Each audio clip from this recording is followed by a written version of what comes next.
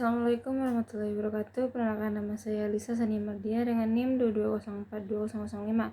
Di sini saya akan menjelaskan materi perencanaan pembangunan mata kuliah Sistem Administrasi Negara. Perencanaan adalah sebuah patokan untuk mempermudah tercapainya suatu tujuan, membuat strategi untuk mencapai tujuan itu, dan mengembangkan rencana aktivitas kinerja organisasi. Menurut Aldel dan Rustiadi 2008-339 menyatakan bahwa perencanaan adalah suatu proses menentukan apa yang ingin dicapai di masa yang akan datang, serta menetapkan tahapan-tahapan yang dibutuhkan untuk mencapainya. Perencanaan adalah suatu proses yang menguraikan tujuan dari organisasi, serta menentukan strategi yang akan digunakan untuk mencapai tujuan organisasi. Perencanaan merupakan proses-proses yang penting dari semua fungsi manajemen, sebab tanpa perencanaan atau planning, fungsi pengorganisasian, pengontrolan, maupun pengarahan tidak akan dapat berjalan dengan lancar. Selanjutnya yaitu pengertian pembangunan. Ada beberapa pengertian pembangunan menurut para ahli. Yang pertama itu Todaro. Pembangunan dibagi dalam 3 komponen dasar menurut Todaro sebagai basis konseptual dan pedoman praktis dalam memahami pembangunan yang paling hakiki.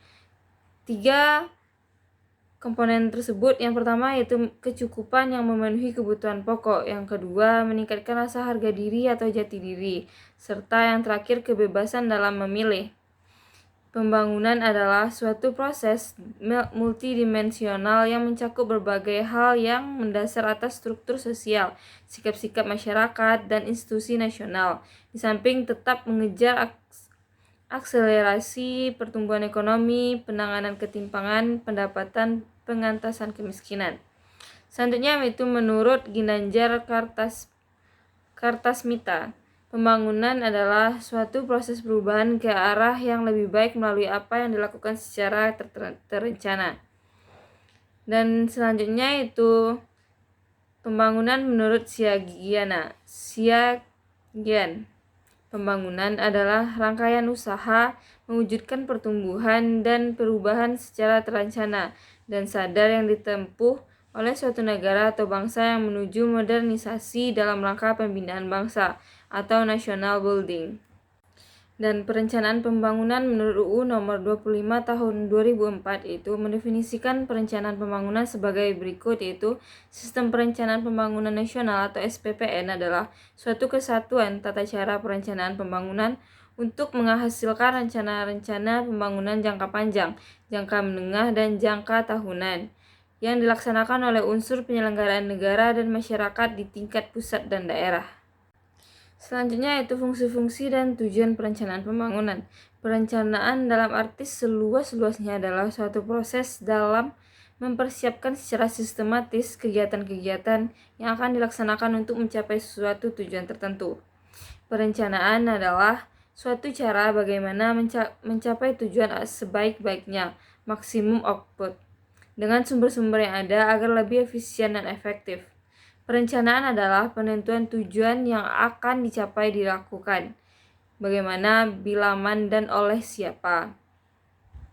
Albert Watterson menyebutkan perencanaan adalah melihat ke depan dengan mengambil pilihan sebagai alternatif diri kegiatan untuk mencapai tujuan masa depan tersebut dengan terus mengikuti agar supaya pelaksanaan tidak menyimpang dari tujuan. Perencanaan pembangunan adalah suatu pengarahan penggunaan sumber-sumber, termasuk sumber-sumber ekonomi yang terbatas, adanya untuk mencapai tujuan-tujuan keadaan sosial ekonomi yang lebih baik secara efektif dan efisien.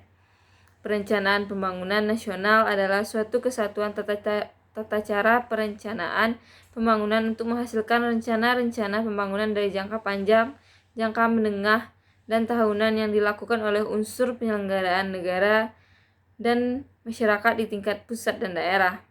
Dalam pasal 2 ayat 4 Undang-Undang nomor 25 tahun 2004 tentang Sistem Perencanaan Pembangunan Nasional bahwa Sistem Perencanaan Pembangunan Nasional bertujuan untuk yang pertama yaitu mendukung koordinasi antar pelaku pembangunan. Yang kedua, menjamin tercapainya integrasi, sinkronisasi baik antar daerah atau ruang atau waktu antar fungsi pemerintahan maupun antar pusat dan daerah. Yang ketiga yaitu menjamin keterkaitan dan konsistensi antara perencanaan, pengangguran, pelaksanaan, dan pengawasan.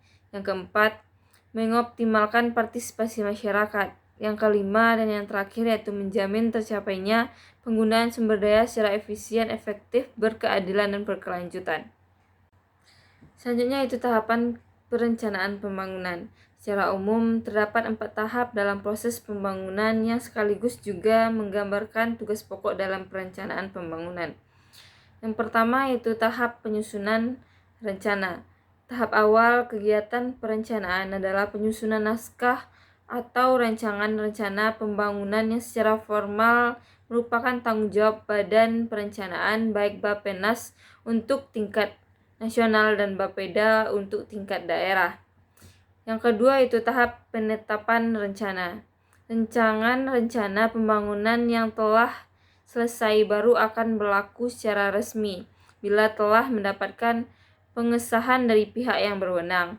Sesuai ketentuan yang berlaku, RPJP perlu mendapat pengesahan dari DPRD setempat, sedangkan RPJM dan RKPD cukup mendapat pengesahan dari kepala daerah. Pada tahap kedua ini, kegiatan utama Badan Perencanaan adalah melakukan proses untuk mendapatkan pengesahan tersebut.